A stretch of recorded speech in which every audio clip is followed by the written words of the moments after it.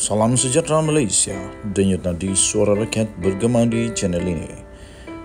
Jangan lupa tekan butang subscribe, like dan share. Malaysia kita punya, cintai Malaysiaku, kita jaga kita.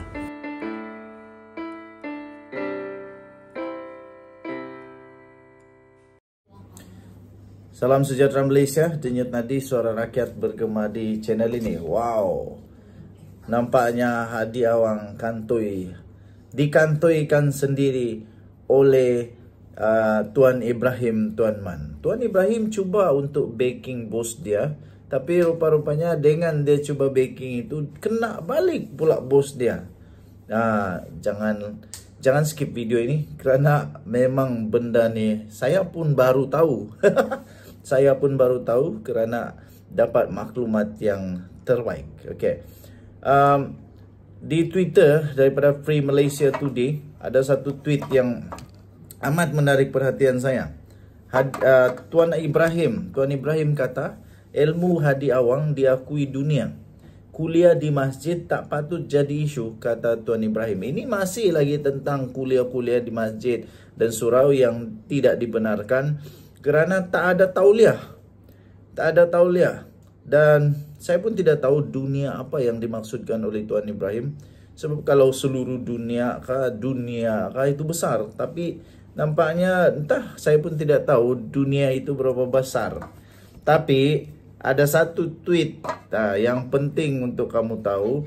Daripada tweet itu ada satu tweet balasan. Dia kata, ya, Hadi Awang memang pun terkenal. Tapi Hadi Awang pun terkenal dengan amanat ajaran sesat. Maafkan saya.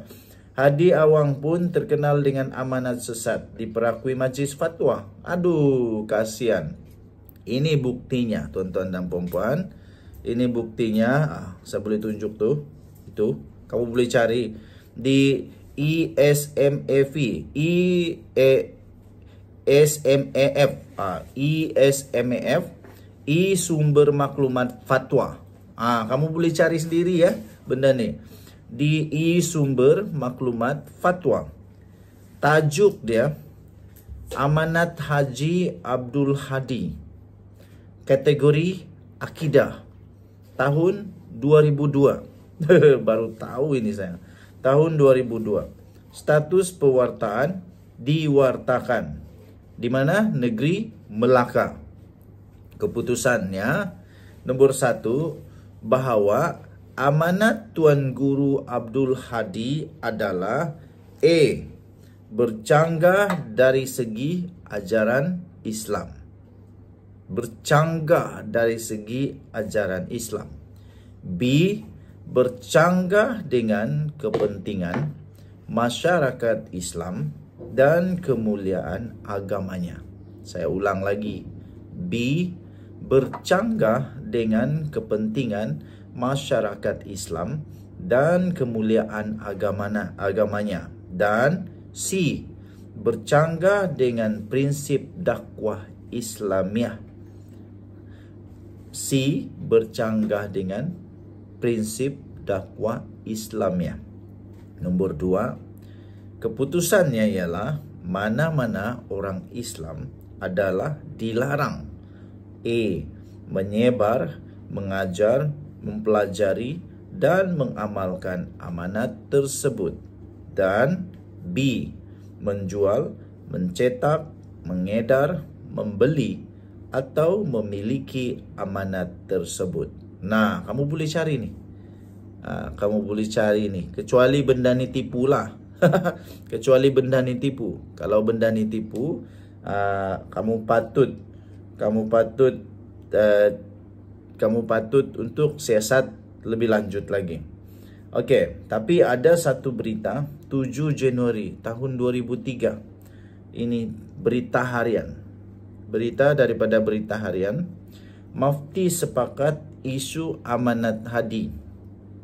Musyarakah pada tahun 1984 putuskan isi kandungan bertentangan ajaran Islam. Okey, jadi saya bacakan sedikit. Ini ditulis oleh Muhammad Nasaruddin Parzi di Berita Harian 7 Januari 2013. Penelitian penuh rapi dan bertanggungjawab dilakukan oleh jawatan kuasa Muzakarah Majlis Fatwa Kebangsaan pada 1984 sebelum memutuskan kandungan amanat hadi bercanggah dengan ajaran Islam. Malah, perbincangan turut menjadikan Al-Quran dan hadis sebagai rujukan utama selain mengambil kira pandangan tokoh agama, malah institusi raja serta ahli akademik.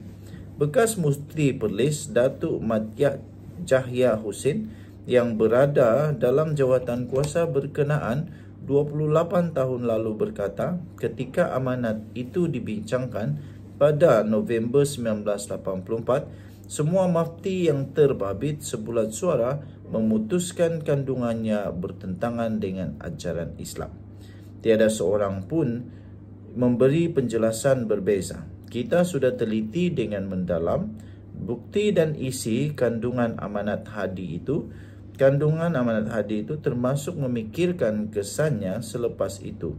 Semua sepakat, setuju ia salah dan boleh mengundang perpecahan umat, katanya ketika dihubungi BH semalam. Kesal amanat menular. Beliau yang kesal kerana amanat itu masih menular sehingga kini meminta pihak bertanggungjawab segera menarik semula amanat yang mengandungi dorongan kafir-mengkafir itu demi perpaduan umat Islam. Itulah penyelesaiannya. Tak usah bersengketa sesama Islam.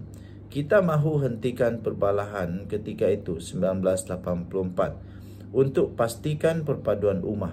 Katanya yang kesal kerana setahun selepas 1984 berlaku peristiwa berdarah Mamali yang mengorbankan 16 penduduk kampung dipercayai ada kaitan dengan amanat itu. Jawatan kuasa Muzakarah Majlis Fatwa Kebangsaan bersidang pada 21 November 1984 bagi membincangkan amanat hadi, manakala 3 Disember tahun yang sama, majlis itu membuat keputusan amanat terbabit bercanggah ajaran Islam sebelum ia dibawa kepada majlis raja-raja dan diluluskan. Muzakarah kedua pernah diadakan pada 24 Julai 2002. Berikutan sikap taksub terhadap amanat itu masih membara walaupun sudah hampir 20 tahun ianya diharamkan. Pada muzakarah kali kedua itu, keputusan yang sama seperti pada 1984 dibuat. Mat Cahya menasihatkan Presiden PAS Datuk Seri Abdul Hadi Awang supaya jangan berlengah meminta maaf dan mengakui kesilapan lampau kerana ia hanya menyebabkan perkara yang bercanggah itu sukar dihalang kerana sehingga kini masih ramai yang percayakannya. Penasihat Majlis Agama Islam Johor Datuk Noh Gadut berkata ketetapan bagaimana keputusan itu dicapai juga tidak pernah berpihak kepada sesiapa, sebaliknya merujuk kepada bukti seperti kandungan amanat, video serta tahap ketakzuban segelintir orang Islam sendiri. Katanya kita muzakarah mahu ingatkan kepada masyarakat supaya insaf dan berhati-hati dengan amanat ini. Kandungannya jelas ada unsur yang boleh mengundang perpecahan.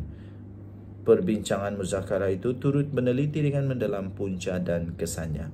Kajian dilakukan berlandaskan hukum agama dan tidak sama sekali berniat memenangi sesiapa. Orang Islam kena akui ini. Jangan heret perbincangan muzakarah yang sudah diputuskan dalam kancah politik tidak elok, katanya yang terbabit dalam muzakarah kali kedua pada tahun 2002. Dah, tuan-tuan dan puan-puan yang dihormati sekalian, patutlah banyak negeri tidak mau terima orang-orang yang tak ada tauliah. Nampak hebat, tapi rupa-rupanya pernah diharamkan. Kita jumpa lagi. Bye-bye.